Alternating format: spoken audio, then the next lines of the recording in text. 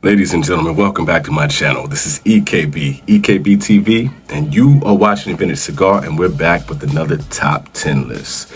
We're getting started. It's one of the final top 10 lists, and this is for 2023. We're doing the top 10 worst cigars that I smoke for 2023.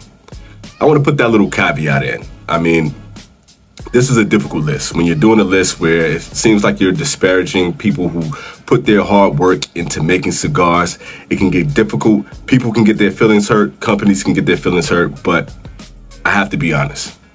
So before we get into the top 10, I want to start with an honorable mention. I wasn't going to do an honorable mention for this episode. I was going to leave that out, but I really sat back and I thought about it before we got started here, and I was like, I got to mention it. One of my favorite brands of all is Dunbarton Tobacco and Trust. And Steve Saka has had a fantastic year just for the cigars that he released in 2023. It was stellar. That amount of production is insane. And one of my most anticipated cigars was the Wagashi Sobremesa. I love the Sobremesa line. It's one of my favorites. The blue, outstanding. You guys know how I feel about that. But the Wagashi kind of let me down. I'm expecting it to be, the sweet flavors like a mochi or anko with the red bean paste, something like that. Maybe give it a little spice or something to kind of take it up a notch. But this was a super mild cigar. Was it bad? I don't think so. I don't think it was bad, but it didn't reach the standards that I expect from Dunbarton Tobacco and Trust, especially with that Sobremesa line. Is it the worst? Not at all. But it may be my biggest disappointment. I gotta give this cigar more chances. It really just didn't hit me the way that I wanted to, but we'll see. You never know. This might end up on a better list somewhere down the line. Maybe. Number 10. Number 10 is E.P. Carrillo's Allegiance. I love the original trilogy, especially the Pledge. It's one of my favorites. But the Allegiance, it didn't work for me. I don't know if this was rushed to production. I don't know if they just didn't quite get the blend right. But, I had the hints of ammonia and kind of an astringent taste. It just didn't give me the flavor profiles for the La Historia, for the Encore, for the Pledge. It didn't fit in with such a high quality. It's not the worst of the worst. That's why it's number 10 on this list. But it definitely was one of the worst cigars that I had for 2023. It's kind of a high bar, but it's gonna go down from here. Number 9 is the Joya de Nicaragua, Cinco de Cinco. One of my absolute favorite cigars is the Cuatro Cinco. So when I tell you guys that I was super excited about the release of this cigar, I could not wait. Thanks to some loyal members of the show, shout out to my man Peter, sent me this cigar. I couldn't wait. I sat alone with the cigar to enjoy it, and it was a huge letdown. Now, once again, this may take some time to age and grow, but it did not live up to the standards that I wanted from Joya de Nicaragua or for this line for the Cinco de Cinco. Just didn't live up to it. Sorry, had to say it, but it was definitely one of the worst of 2023. Number 8 is the Sancho Panza. This is a reimagination from Matt Booth. We all know Matt Booth is very creative and eclectic and knows his things about cigars. Has some of my favorite cigars that are out there. But this cigar, I had the original, did not work for me. And this is where the list kind of goes off the rails. This was kind of a bland cigar. It didn't give me enough depth and enough body. And I know it's a Connecticut, but you can have a flavorful Connecticut. This just was not it. Sorry, gotta put it on the list. Number 7 is the Drew Estates M81. Now I know you guys were expecting this to be much further down the line, probably towards the top of the list, maybe number 1, but I have to say, this wasn't the worst cigar that I had in 2023. Was it my favorite? Not by any stretch. This was too bitter, too strong, and just too much of an aggressive cigar. And I know it's coming from a rock band and all that, but it didn't give enough balance to the palate to make all of those heavy Maduro flavors to work. it just didn't blend together well, and it was more of an attack on your senses than it was something that was going to be pleasant or something to be just naturally aggressive. Couldn't work with this cigar. I know some people enjoyed it, but I think a lot of people were enjoying it more for the celebrity and the name. That just not going to move me. I'm here for the flavor. This wasn't it.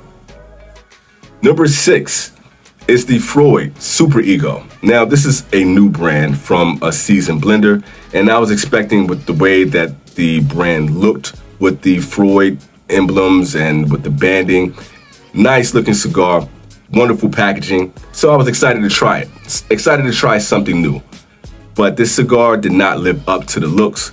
It really let me down. Smoked it while I was on vacation, trying to have some time with the cigar, and it just didn't live up to the expectations that I had.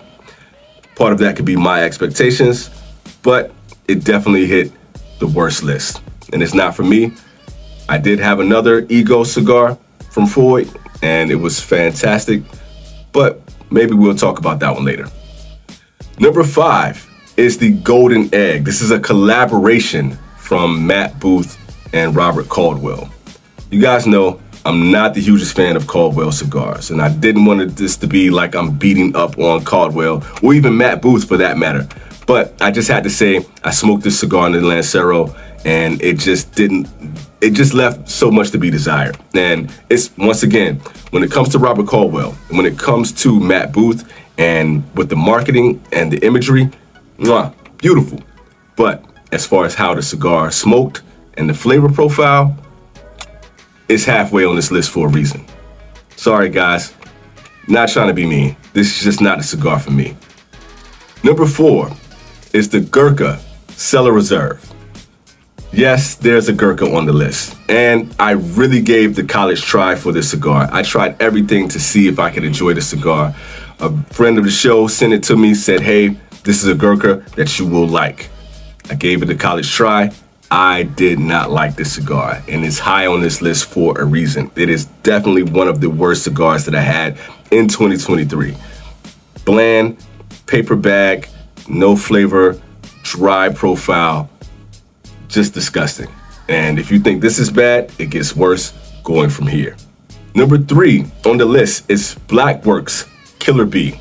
Now I know this is an older cigar, and once again, I love the marketing on this. You know, I grew up in the 90s. I appreciate Wu-Tang, and I appreciate anybody that can understand hip-hop and the hip-hop culture and things like that, or just trying to do something really cool with your cigar. You do the barber poles and the different things like that.